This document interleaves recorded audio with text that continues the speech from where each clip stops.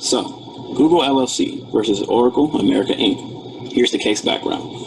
Google wrote its programming for its Android operating system based on the programming language used in Java, which is owned by Oracle America Inc. Google's version, however, uses the same names, organization, and functionality as Java's Application Programming Interface, or API, but it was different and being used for cellular devices instead.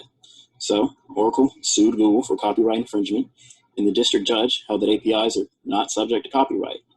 The U.S. Circuit Court of Appeals for the Federal Circuit reversed this decision, finding that Java APIs are in fact copyrightable. What we hope to show is how the Supreme Court is likely to answer this appeal.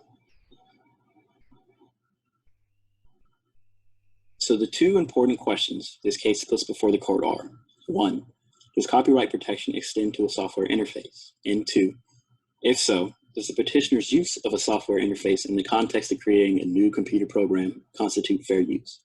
The majority opinion holds that copyright protection does not extend to a software interface. This response makes the second question irrelevant, but the court explains that Google's actions would still be fair use. The court first explains how software interfaces are not subject to copyright protection. Title 17 contains much of the United States' copyright laws, and under Section 102A, 1 through 8 of Title 17, many varieties of works are listed that are given copyright protection. Software interfaces, however, are not among them.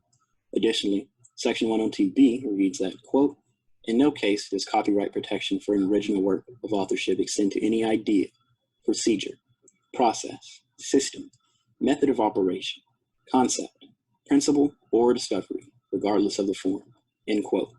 Considering software interfaces to fall under the category of system or least method of operation, the court believes it does not qualify for copyright protection. However, if it did, we think that this is still fair use, according to the first three fair use factors. Citing the 2015 case, Authors Guild versus Google Inc., Google's use was transformative enough, and we agree with the lower courts in believing that Oracle's original code was not highly creative, and that the number of lines duplicated by Google was minimal. As far as the nature of the copyrighted work, Oracle's API was not an unpublished work, so the claim to the right to control the first public experience of his or her expression does not apply here. Finally, citing the 1878 case of Paris versus Hexamer, Oracle has no more exclusive right to the coding language than they do the logic of which it is comprised, especially given that the code is simply a means to an end. Had Google copied a specific program from Oracle, that would be different. In the same way that a writer may not copyright the language they use to write their story, a software developer may not possess exclusive rights to the programming language used to make their programs. Following this, you will hear how we all came to the conclusions we did using what we know about our justices. Thank you.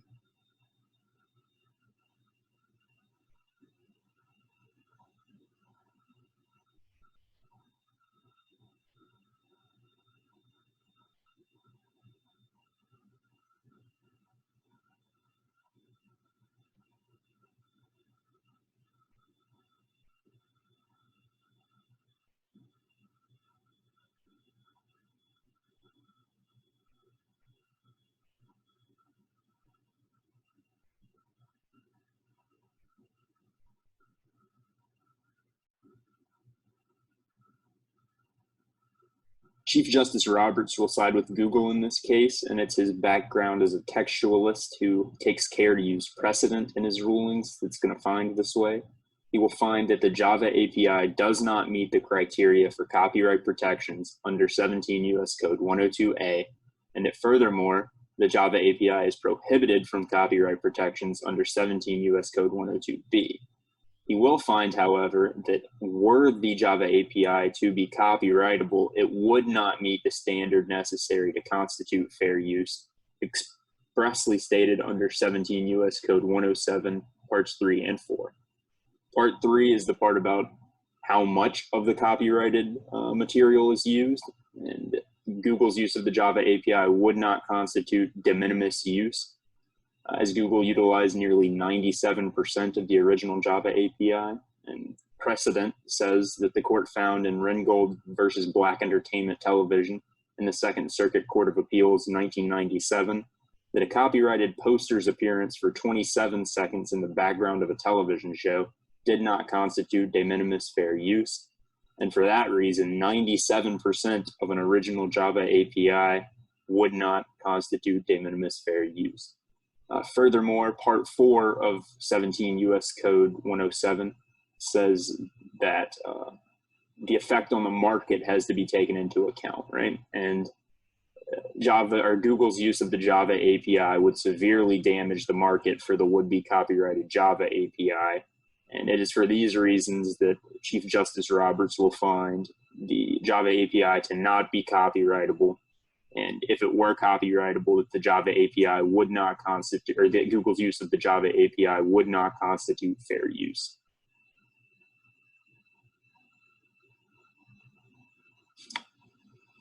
For Supreme Court Justice Samuel A. Alito Jr.'s opinion on Google LLC versus Oracle America Incorporated, the issue of copyright protection is brought before our court. The question that must be answered is whether or not the software interface is under copyright protection, as well as whether or not this was fair use of property or not. For my justice's opinion, I would expect a ruling in favor of Google LLC, as I think he would see Google's use of Java's APIs as fair and this creative entity being used for further innovation. For this decision, I would look to previous cases such as Authors Guild Incorporated versus Google Incorporated in 2013, which the Supreme Court declined to hear in 2016. In this case, the Authors Guild had sued Google for copyright infringement for the Google book search, but the Circuit Court ruled that Google had fair use and did not violate intellectual property law. I feel as though that case could lay some form of precedent over this case, as the legal system has now ruled on a case involving software copyright infringement along with Google. As for the case at hand, lower courts have already made rulings that have been challenged, as twice federal circuit courts have overturned rulings in favor of Google. These prior decisions have set the stage for the question of fair use, which I believe is vital for this case. Factors that go into fair use are the purpose, character, and nature of the work cited, and as Google used this software for innovation and further creation in the tech industry, I see this as fair use. Justice Alito tends to rule on a case-by-case basis and interprets a case based on what is presented to the court. He had previous experience on a court before the U.S. Supreme Court and the U.S. Court of Appeals.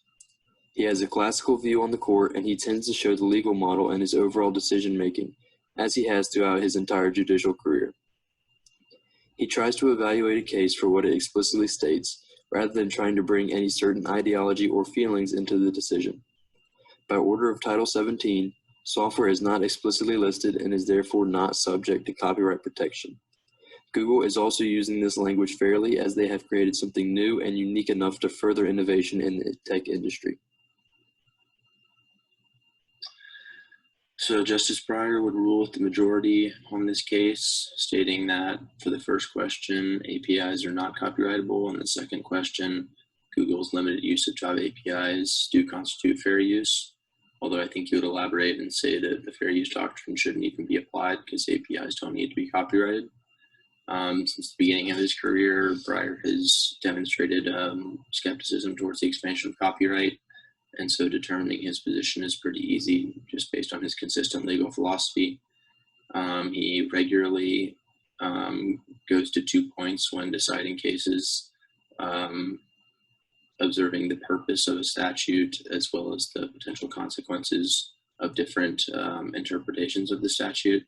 So in this case, he uses both of those kind of simultaneously to determine that allowing APIs to be copyrighted doesn't fall into the original purpose of copyright law, which is shown in 17 U.S. Code 102B, and potential consequences could be reducing compatibility between software, imposing a heavy cost on developers and customers. An example for why he might rule this way, he was on a decision in 1996, Lotus versus Borland, which considered the copyrightability of a menu command hierarchy, which falls under an item in Code 17 102B. And so in this particular case, it seems likely that he would determine that APIs fall under that list outlined in the code and would rule against them being copyrightable.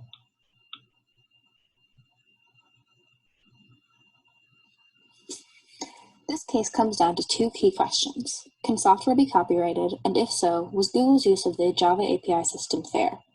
As for the first question, the U.S. Code does not explicitly say whether or not software can be copyrighted. It provides a definition for software in Title 17, Section 101, but that's all.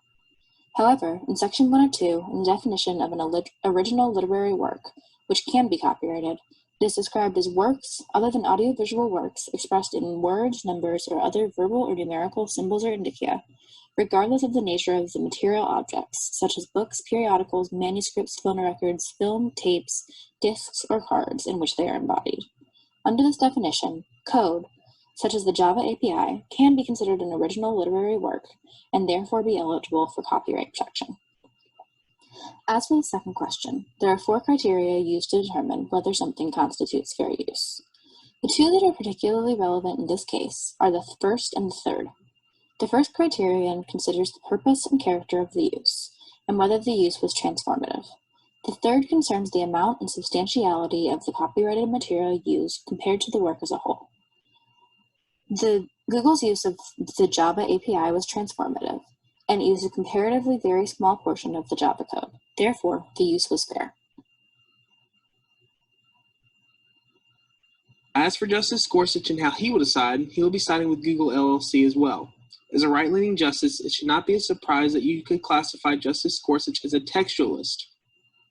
He has said in the past that he looks to text, structure, and history to decide what a reasonable reader at the time of the events in question would have understood the law to be.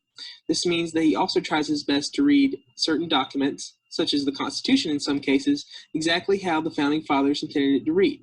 So Gorsuch's textualist and originalist approach is going to interpret copyright law exactly how it was written. Due to 17 U.S. Code 102b, which implies that software is not copyrightable, Gorsuch will rule in favor of Google. Now, when it comes to whether what Google did was fair use or not, Gorsuch will not rule it as fair use, even though the software is not copyrightable. This will be due to past rulings that have set precedent, like Authors Guild vs. Google LLC and Ringgold vs. Black Entertainment Television, which means that Gorsuch will also be concurring with Chief Justice Roberts on the matter.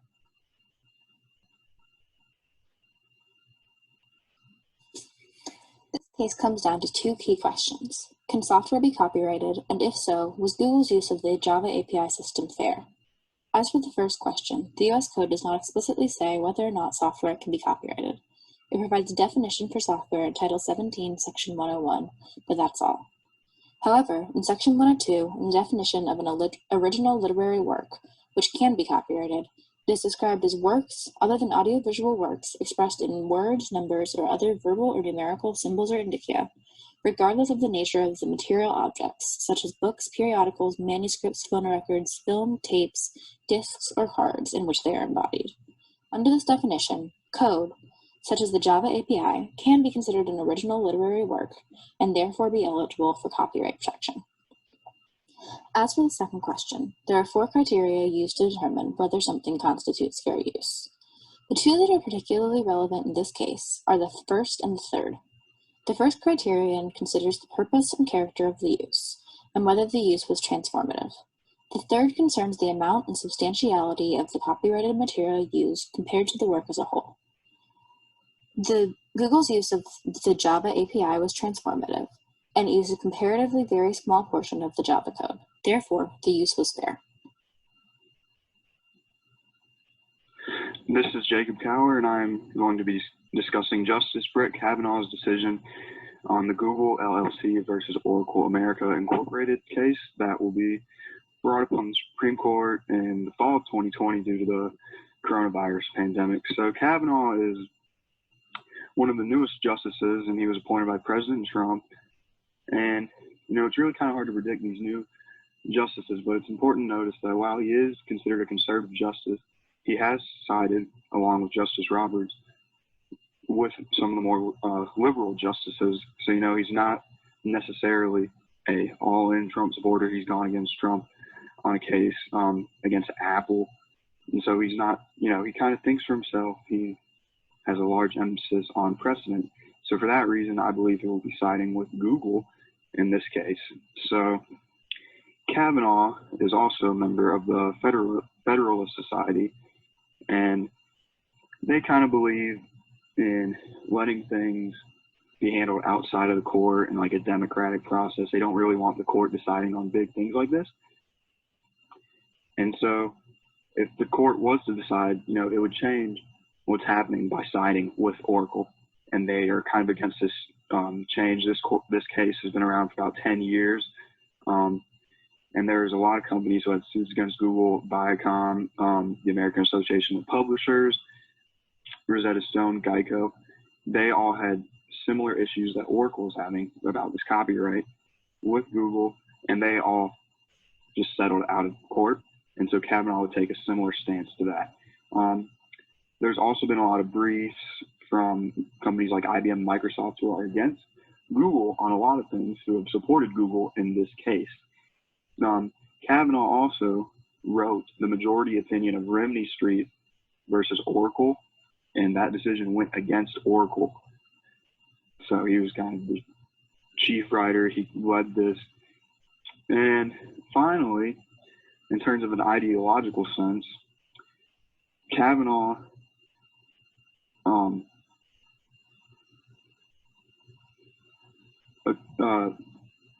will agree in the America First idea, which kind of promotes innovation, creativity. And by ruling with Oracle, you're forcing companies to go and make their own software and waste all this time that could be spent on innovation and creativity and making new things that are better for the public. And so siding with Google would allow them to stay creative and do their own innovations. So for all those reasons, he will most likely side with Google in this case.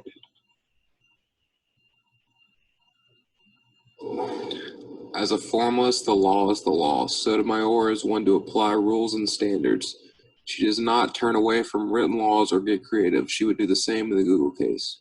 Oracle's software isn't protected under Title 17 U.S. Code 102B, which states that in no case does copyright protection for an original works of authorship extend to any idea, procedure, process, system, method of operation, concept, principle, or discovery, regardless of the form. Software isn't extended protection under this. The Java API software was created for the public to use and create. Google did not violate the copyright. They used the Java API and went and created their own program out of the software, not making it like any Oracle product. Google's ending creation was highly different from anything Oracle had created up to that point and advanced the field for the better. Outlawing the use of a coding language would be unjust to say the least. Google made transformative changes to the software, which is considered fair use by law. Enough changes had been made for the software to be considered completely different. Google's work will not harm the market for Oracle as it is only based on the Java API. Sotomayor would rule in favor of Google due to the progression of the coding field and very minimal copying of the Java API. Justice Thomas is a known textualist, meaning he believes that laws should be interpreted by considering only the words used as they are commonly understood. The works that qualify for copyright protection are enumerated in Title 17 of the United States Code, where the United States copyright laws are contained. In Chapter 1, Section 102A, 1 through A of Title 17, software cannot be found among the works listed for copyright protection. Since works of software are not contained in the list of protected works, I believe Justice Thomas is unlikely to consider the medium as protected. Additionally, Section 102B then reads that copyright protection does not extend to, quote, any idea, procedure, process, system, method of operation, concept, principle, or discovery, regardless of the form which is described, explained, illustrated, or embodied in such work, end quote. This is a vital section because allowing for a process of production to be copyrighted would foster the rise of monopoly in said process's respective field.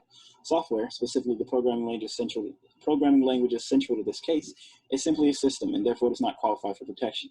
This is how I believe a textualist such as Justice Thomas will come to rule in favor of Google in this case. Thomas is also a proponent of originalism, which Gallier referred to as a subspecies of textualism. This means that Thomas believes that the interpretation of law is best understood as it would have been at the time that it was written. Given copyright's law intention is to promote the progress of science, I believe Justice Thomas would view siding with Oracle as contrary to that intention, letting a company permanently and exclusively hold the rights to the programming language to do little for innovation and creativity, as it would stifle the creation of new technologies and software. This case is not unlike Paris versus Hexamer, where a map maker was sued for copyright infringement after largely basing his own maps, keys, and symbols off of that of the complainant. The court concluded, however, that the complainant had, quote, no more an exclusive right to use the form of the characters they employ to express their ideas upon the face of the map than they have to use the form of type they select to print the key, end quote. Similar to this case, it would be hard to argue that something is foundational as a programming language, not the program it creates, but the language itself, should be subject to copyright protection. The court may find, just as it did in Paris versus Hexamer, that Oracle has no more exclusive right to the programming language as they do the symbols that constitute it. Taking all this into account, I believe Justice Clarence Thomas is likely to rule in favor of Google LLC.